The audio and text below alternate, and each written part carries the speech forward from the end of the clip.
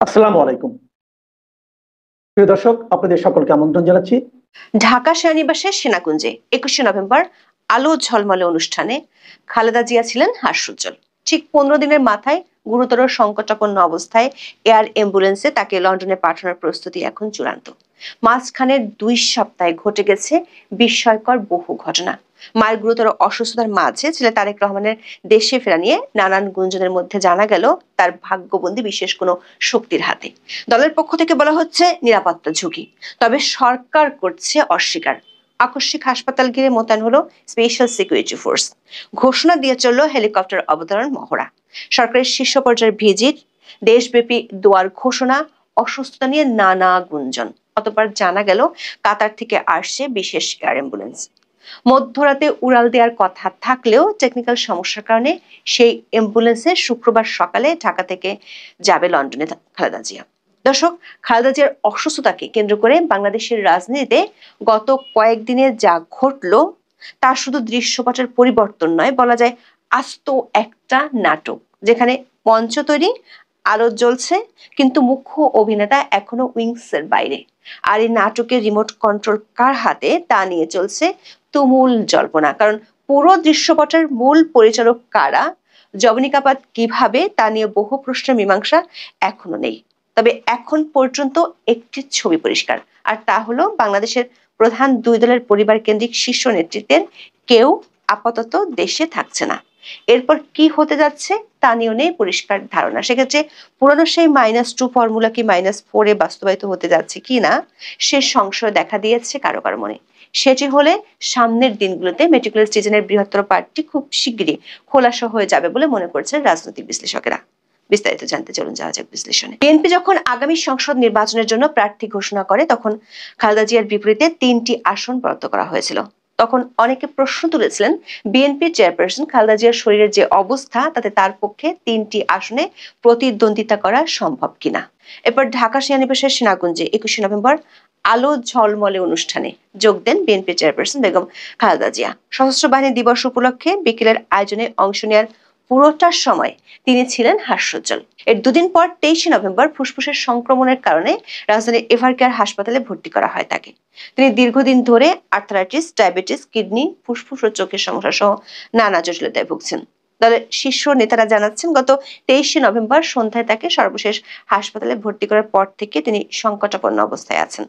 এই মুহূর্তে সবচেয়ে বড় খবর হলো, উন্নত চিকিৎসার জন্য তাকে দ্রুত লন্ডনে নিয়ে যাওয়ার প্রস্তুতি চলছে। এই যাত্রার নেতৃত্ব দিতে লন্ডন থেকে ঢাকার উদ্দেশ্যে রওনা হচ্ছেন তার পুত্রবধূ, ভারপ্রাপ্ত চেয়ারম্যান তারেক রহমানের স্ত্রী ডাক্তার জোবায়দা রহমান। ডাক্তার জোবায়দা রহমান বর্তমানে দেশীয় মেডিকেল বোর্ডের একজন অন্যতম সদস্য হিসেবে যুক্তরাজ্য এবং চীনের বিশেষজ্ঞ চিকিৎসকদের সাথে সমন্বয় করে কাজ করছেন। কাতার সরকার জানিয়েছে, বেগম জিয়াকে বিদেশে নিয়ে যেতে হলে তারা একটি বিশেষ এয়ার অ্যাম্বুলেন্স দিতে প্রস্তুত রয়েছে। সবশেষ বিডি নিউজের এক খবরে বলা হয়েছে, অসুস্থ খালেদা জিয়াকে লন্ডনে নিয়ে যাওয়ার জন্য কাতারের আমিরের এয়ার অ্যাম্বুলেন্স বৃহস্পতিবার রাতে ঢাকায় পৌঁছানোর কথা ছিল, কিন্তু কিছু টেকনিক্যাল সমস্যা দেখা দেয় তা বিলম্বিত হতে পারে। এদিকে বৃহস্পতিবার রাতে লন্ডন থেকে দেশের পথে রওনা হচ্ছেন তারেক রহমানের স্ত্রী জুবাইদা রহমান। ঢাকায় নেমে তিনি ওই এয়ার অ্যাম্বুলেন্সে শাশুড়িকে নিয়ে লন্ডনে ফিরবেন। সব মিলিয়ে খালেদা জিয়ার লন্ডনের উদ্দেশ্যে রওনা হতে শুক্রবার সকাল 10টা পেরিয়ে যেতে পারে বলে বিএনপি নেতাদের সঙ্গে কথা বলে ধারণা পাওয়া গেছে। এর আগে বিএনপির ভারপ্রাপ্ত চেয়ারম্যান তারেক রহমানের উপদেষ্টা মাহাদি আমিন নিজের ভেরিফাইড ফেসবুক পেজে দেয়া এক পোস্টে জানিয়েছিলেন, জুবাইদা রহমানের দেশে ফিরতে কোনো কারণে দেরি হলে সেক্ষেত্রে ছোট ছেলের স্ত্রী শর্মিলা রহমানকে নিয়ে লন্ডনের উদ্দেশ্যে রওনা দিবেন খালেদা জিয়া। দর্শক, উন্নত চিকিৎসার জন্য লন্ডনে যাওয়াটা নতুন কিছু নয়। এর আগে চলতি বছরের 7 জানুয়ারি তিনি একবার লন্ডনে গিয়েছিলেন এবং সেখানে তিনি 117 দিন অবস্থানের পর 6 মে দেশে ফেরেন।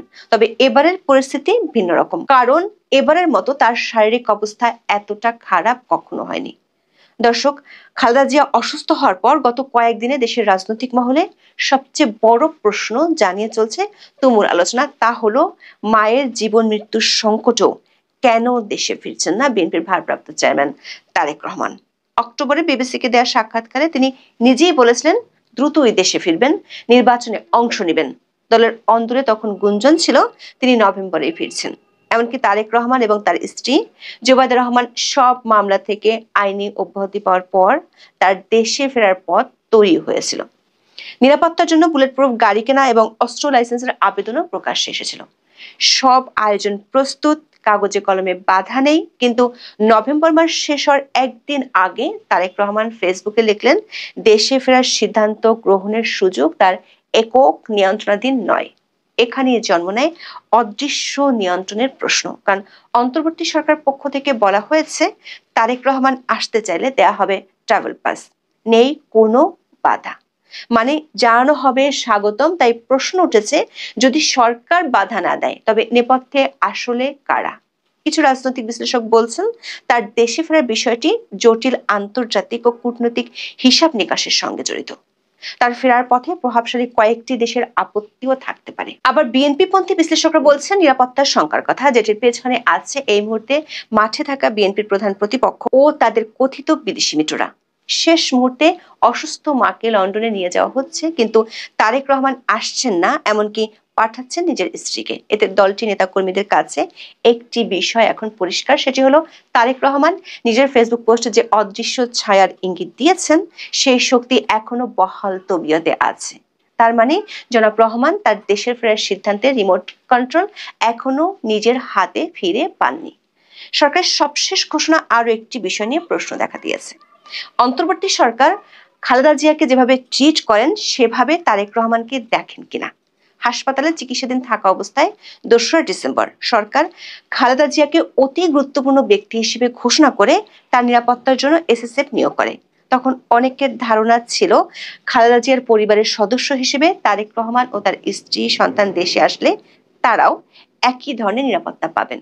কিন্তু 4ঠা ডিসেম্বর বন ও পরিবেশ উপদেষ্টা সৈয়দা রেজওয়ানা হাসান জানিয়েছেন, ওই সুবিধা শুধু খালেদা জিয়ার জন্য, তার পরিবারের সদস্যদের জন্য নয়। দর্শক, এমন পরিস্থিতির মধ্যে বিএনপির পক্ষ থেকে 4 ডিসেম্বর আরো 36টি নির্বাচনী আসনে প্রার্থী কারা হবেন তা জানিয়ে দেওয়া হয়েছে। তবে দলটির একাধিক সূত্র বলছে, এমন ঘোষণা দলের নেতাকর্মীদের মনোবল ধরে রাখার জন্য, কারণ পরিস্থিতি যে পর্যায়ে গেছে তাতে দলের নেতাকর্মীরা কিং কর্তব্য বিমূঢ়। বছরের পর বছর ধরে বিএনপি এই দুই নেতার কারিশমার উপর নির্ভরশীল। এখন যখন নির্বাচনের দামামা বাজতে চলেছে, তখন দলটিকে দেশের অভ্যন্তরে চলতে হচ্ছে জিয়া পরিবারের সদস্য ছাড়া। বিএনপির একজন সিনিয়র নেতা বলেছেন, খালেদা জিয়া ও তারেক রহমান ছাড়া বিএনপির এমন কোনো নেতা নেই যিনি নির্বাচনের সময় টেকনাফ থেকে তেতুলিয়া চষে বেড়াতে পারেন। দর্শক, সবশেষ প্রার্থী হিসেবে ঘোষণা করা হয়েছে এমন দুজন প্রার্থীর সাথে আমরা কথা বলেছি। এই মুহূর্তে দলটির যে অবস্থা, তাতে তারা নিজেরাও দ্বিধায় আছেন, আদৌ নির্বাচনে দলটির কৌশল কি হবে। রাজনৈতিক বিশ্লেষকরা বলছেন, বিএনপি মূলত খালেদা জিয়াকে 3টি আসনে প্রার্থী হিসেবে রেখেছিল, যার দলের একটি নির্বাচনী কৌশল। আর নির্বাচনে জিতলে সরকার গঠনের ক্ষেত্রে তারেক রহমানই নেতৃত্ব দেবেন, এটাই তাদের মূল চিন্তা। কিন্তু এখন খালেদা জিয়া গুরুতর অসুস্থ এবং তারেক অদৃশ্য শক্তির ইচ্ছার ফ্রেমে বন্দী। এমন অবস্থায় জিয়া পরিবারের কেউ ছাড়া বিএনপি নির্বাচনে অংশ নিলে সেটি হবে দলের ইতিহাসে এক অভূতপূর্ব ঘটনা। রাজনৈতিক অঙ্গনে এটি হবে যেন ঢাল নেই, তলোয়ার নেই, নিধিরাম সর্দারের মতো অবস্থা, যেখানে নেতা নেই কিন্তু যুদ্ধ ঘোষণা করতে হচ্ছে। দর্শক, খড়পোড়া গরু যেমন সিঁদুরের মেঘ দেখলে ভয় পায়, তেমনি বিএনপি নেতাদের মনের মধ্যে কু ডাকছে 111-এর। সে সময় -2 ফর্মুলা -4 রূপ নিচ্ছে কিনা, সে আশঙ্কা এখন দলটির অনেকের। দর্শক, মাত্র 6 দিন আগে বাংলাদেশের শীর্ষ 2 দলের নেতৃত্ব পরিবর্তনে বাইরের চাপ সম্পর্কে সতর্ক করেন সাবেক প্রধানমন্ত্রী শেখ হাসিনার ছেলে সজীব ওয়াজেদ জয়। বিবিসি বাংলায় 28 নভেম্বর প্রকাশিত সাক্ষাৎকারে জয় আওয়ামী লীগের পাশাপাশি বিএনপির বিরুদ্ধে ষড়যন্ত্রের ইঙ্গিত দেন। বলেন, 2 দলের নেতৃত্ব পরিবর্তনে বিদেশ থেকে একটা খেলা চলছে। বিএনপির একাধিক সূত্র বলছে, যদি খালেদা জিয়ার অবস্থা অপরিবর্তিত থাকে এবং অবনতি ঘটে অথবা অনাকাঙ্ক্ষিত কিছু ঘটে গেলে, তাহলে বিএনপির পক্ষে নির্বাচনের জন্য প্রস্তুত হওয়া সম্ভব নয়। সেটি হলে বিএনপির পক্ষ থেকে নির্বাচন পেছানোর দাবি জানালেও অবাক হওয়ার কিছু থাকবে না। যদিও নির্বাচন কমিশন পরের সপ্তাহে তফসিল ঘোষণার প্রস্তুতি নিচ্ছে। 10 ডিসেম্বর এই উপলক্ষে রাষ্ট্রপতি মোহাম্মদ শাহাবুদ্দিনের সাথে দেখাও করবেন। এরই মধ্যে ইসিতে গিয়ে এনসিপি নেতারা খালেদা জিয়ার অসুস্থতা ও বর্তমান পরিস্থিতি বিবেচনা নিয়ে তফসিল ঘোষণা করার অনুরোধ জানিয়ে রেখেছে। বিএনপির পক্ষ থেকে যদি একই সুর বেজে ওঠে, তাহলে নির্বাচন কবে হবে সেটি নিয়ে বিরাট শঙ্কা তৈরি হবে। কারণ মধ্য ফেব্রুয়ারিতে রমজান, মধ্য মার্চে রমজান শেষ হলে শুরু হবে এসএসসি ও এইচএসসি পরীক্ষা, তারপর আসবে ঈদ উল আজহা। এসব কিছু বিবেচনায় 2026 সালের জুনের আগে নির্বাচন হওয়ার সম্ভাবনা দেখছেন না অনেক রাজনৈতিক বিশ্লেষক। দর্শক, তেমন পরিস্থিতি হলে অধ্যাপক ইউনূসের ফেব্রুয়ারির পর আর ক্ষমতায় না থাকার সেই ঘোষণার কি হবে সেটি সম্পর্কে সামনের 2-1 সপ্তাহের মধ্যে ধারণা পাওয়া যাবে। আবার নির্বাচন যদি পিছিয়ে যায় তখন কি তারেক রহমানের উপর থেকে সেই অদৃশ্য শক্তির ছায়া সরে যাবে? যদি না সরে তাহলে বিএনপির নেতৃত্ব সামনের দিনে কার হাতে উঠবে? এসব প্রশ্নের উত্তর হয়তো সামনের দিনগুলোতে পাওয়া যাবে। এখন এই পর্যন্ত। বেগম খালেদা জিয়াকে আরো বেটার ট্রিটমেন্টের জন্য এয়ার অ্যাম্বুলেন্সে করে লন্ডনে নেওয়ার পরিকল্পনা করা হয়েছে। সবকিছু ঠিক থাকলে ঢাকার সময় মধ্যরাতের পরে অথবা শুক্রবার সকালে তাকে নিয়ে এয়ার অ্যাম্বুলেন্স ফ্লাই করবে লন্ডনের উদ্দেশ্যে, এবং এই এয়ার অ্যাম্বুলেন্সটি দিয়েছে কাতারের আমির। কাতার রয়্যাল অ্যাম্বুলেন্স, এটা একটা আইসিইউ অ্যাম্বুলেন্স, অত্যাধুনিক সুবিধা সম্বলিত একটি আইসিইউ অ্যাম্বুলেন্স। এবং এই সফরে খালেদা জিয়ার সাথে অনেক বিশেষজ্ঞ চিকিৎসক থাকবেন, দেশি বিদেশি চিকিৎসক থাকবেন। তার মানে তাদের একটা প্রস্তুতি আছে যে যাত্রা পথে যদি কোনো রকমের জটিলতা হয় তাহলে যেন তারা ম্যানেজ করতে পারে। আপনারা জানেন যে গত 21শে নভেম্বর সশস্ত্র বাহিনী দিবসে ক্যান্টনমেন্টে একটি অনুষ্ঠানে যোগদান করার পরে 23শে নভেম্বর বেগম খালেদা জিয়া অসুস্থ হয়ে পড়েন এবং তারপরে তাকে এভার কেয়ার হাসপাতালে নেওয়া হয়। সেখানে তার অবস্থার অবনতি ঘটলে তাকে লাইফ সাপোর্টে নেওয়া হয়। বাংলাদেশ থেকে লাইফ সাপোর্টে রোগী এয়ার অ্যাম্বুলেন্সে করে সিঙ্গাপুর বা থাইল্যান্ডে নেওয়া হয়েছে, এটা আমরা জানি। কিন্তু লন্ডনে এর আগে নেওয়া হয়েছে কিনা আমার খুব একটা মনে পড়ে না। বিশেষ করে ঢাকা থেকে লন্ডন যেতে আকাশ পথে 10 থেকে 12 ঘন্টার সময় লাগে। এই যে এয়ার অ্যাম্বুলেন্সে যাবে এবং অনেক সুযোগ সুবিধা আছে আইসিইউ সম্বলিত এয়ার অ্যাম্বুলেন্স, কিন্তু তারপরেও সেখানে অনেক জটিলতা তৈরি হতে পারে। বিশেষ করে প্লেন যখন আকাশে ওড়ে অথবা যখন নামে, এই টেক অফ এবং ল্যান্ডিং এর সময় যে এয়ার প্রেসার চেঞ্জ হয়, সেটা এই ক্রিটিক্যালি ইল আইসিইউ পেশেন্টদের জন্য অনেক সময় অধিক ঝুঁকি তৈরি করতে পারে। এছাড়াও আকাশপথে অনেক রকমের এই ব্লাড প্রেসার ফ্লাকচুয়েট করতে পারে, ফুসফুসের মধ্যে পানি জমতে পারে, হার্টের জটিলতা হতে পারে, অক্সিজেন লেভেল ফ্লাকচুয়েট করতে পারে, অনেক সমস্যা হতে পারে। বাট যেহেতু এটা অত্যাধুনিক আইসিইউ অ্যাম্বুলেন্স, তো আমার ধারণা, এবং সেখানে অনেক এক্সপার্ট থাকবেন দেশি বিদেশি, আমার মনে হয় যে দে ক্যান ম্যানেজ ইট। কিন্তু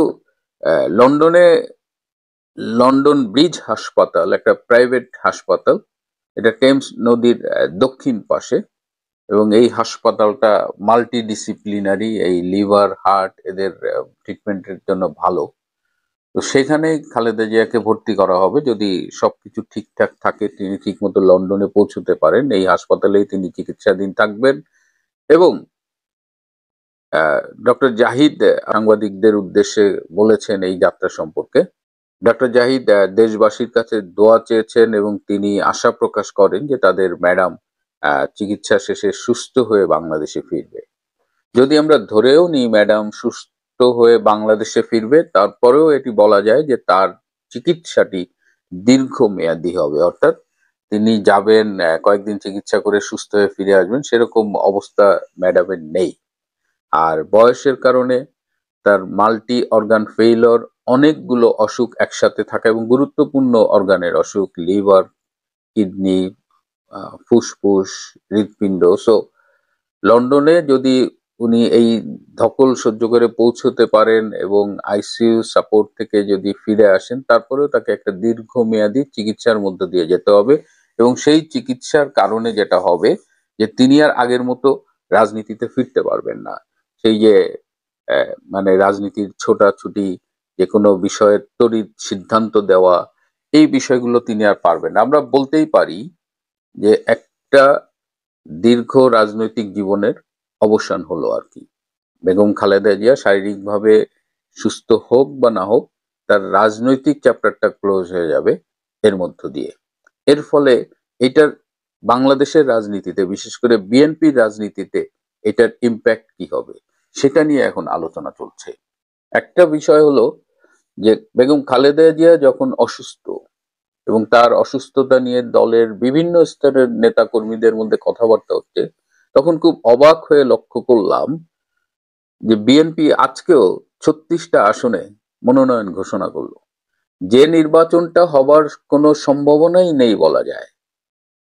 যে নির্বাচনের মানে যার নেত্রীর অসুস্থতা নিয়ে সবাই কথা বলছে, সেই সময় এত গুরুত্বপূর্ণ হয়ে গেল এই নমিনেশন গুলো ঘোষণা করা।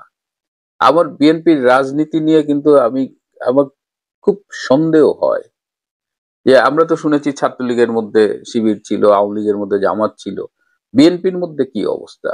বিএনপির এই সিদ্ধান্তগুলো কারা নেয়? খালেদা জিয়ার এই লন্ডন যাত্রা নিয়ে অনেক আলোচনা আছে যে এর মধ্য দিয়ে কি রাজনীতিতে -2 সেটার থেকে -4 হয়ে যাচ্ছে কিনা। তারেক রহমানের রাজনৈতিক ভবিষ্যৎ কি? যদি খালেদা জিয়া এই যাত্রায় ধকল সইতে না পারেন এবং লন্ডনে মৃত্যুবরণ করেন, তাহলে কি অনেকেই বলছেন যে তারেক রহমান তখন মায়ের লাশ নিয়ে বাংলাদেশে ফিরবেন। আপনাদের কি এটা মনে হয়? আমার তো মনে হয় না যে তারেক রহমান সহসা ফিরবেন কিংবা এই ডক্টর ইউনূসের অধীনে ফিরবেন। তারেক রহমান হয়তো ভেবেছিলেন যে বিএনপি ক্ষমতায় আসবে, তিনি তার মা প্রধানমন্ত্রী হবেন বা তিনি প্রধানমন্ত্রী হবেন, তিনি হুট করে চলে আসবেন। কিন্তু রাজনীতির যে জটিল আবর্তে তারা পড়েছেন নিশ্চয়ই অনুধাবন করতে পারছেন, এবং সেই জায়গা থেকে বলা যায় যে তারেক রহমানের বাংলাদেশে ফিরে আসাটা খুব সহসা হচ্ছে না এবং এটা খুব সহজ একটা ব্যাপার না। খালেদা জিয়া বা এর মধ্য দিয়ে -2 বা -4 এর যে রাজনীতির কথা শোনা যাচ্ছে, তার চেয়েও আমার কাছে মনে হচ্ছে যে বিএনপির ভেতরে কেউ কেউ কোনো স্যাবোটাজ করছে কিনা। বিএনপির ভেতরের একটা অংশ কি ইউনূসের সাথে হাত মিলিয়েছে কিনা। বিএনপির এই অংশটা কি চায় না যে তারেক রহমান দেশে ফিরুক, এবং তাদের জন্য এই যে বর্তমানে খালেদা জিয়ার অসুস্থতা, তার বিলাত যাত্রা, এটা তাদের জন্য তো একেবারে মেঘনা চাইতেই জলের মতো অবস্থা। সব মিলিয়ে বেগম খালেদা জিয়ার অসুস্থতা যেমন তারেক রহমানকে একটা অস্বস্তির মধ্যে ফেলে দিয়েছে, তারেক রহমান যে দেশে ফিরছে না, যদিও এই এই অবস্থাও বিএনপির নেতারা বলছেন যে এই যে ভাইয়া আসলো বলে, এই সালাউদ্দিন আহমেদ 2-3 দিন আগেই বলছে যে তারেক রহমান দেশে আসছে। এই এই ব্লাফটা তারা কাদের দিয়েছেন, কেন দিয়েছেন, যেখানে সবাই আমরা দেখছি এবং তারেক রহমানের ফেরার কোনো কারণ নাই এই মুহূর্তে। এবং বিএনপির রাজনীতি এই সামগ্রিকভাবে একটা গভীর অন্ধকারের মধ্যে গিয়ে পড়েছে। কিন্তু যেহেতু বাংলাদেশের একটি বড় পার্টি, বিএনপি খাদে পড়লে সেটা রাজনীতির জন্য খুব ভালো কোনো সংবাদ বয়ে আনে না। যদিও গত 16 মাসে বিশাল সুযোগ পাওয়া সত্ত্বেও বিএনপি তার রাজনীতির ভালো কোনো দিক দেশবাসীকে দেখাতে পারে। যা দেখিয়েছে সেটা হলো বিভিন্ন স্তরে চাঁদাবাজি, খুন, ধর্ষণ, নির্যাতন, যা দেখে মানুষ বিএনপির দিক থেকে মুখ ফিরিয়ে নিয়েছে। সুতরাং বেগম খালেদা জিয়ার অসুস্থতার মধ্য দিয়ে বিএনপির রাজনীতি যে বাস্তবতার মুখোমুখি এসে দাঁড়িয়েছে, তাতে বিএনপির সামনে খুব একটা সুসংবাদ নেই। প্রিয় বন্ধুরা, আজ এ পর্যন্তই। ভালো থাকবেন, সুস্থ থাকবেন।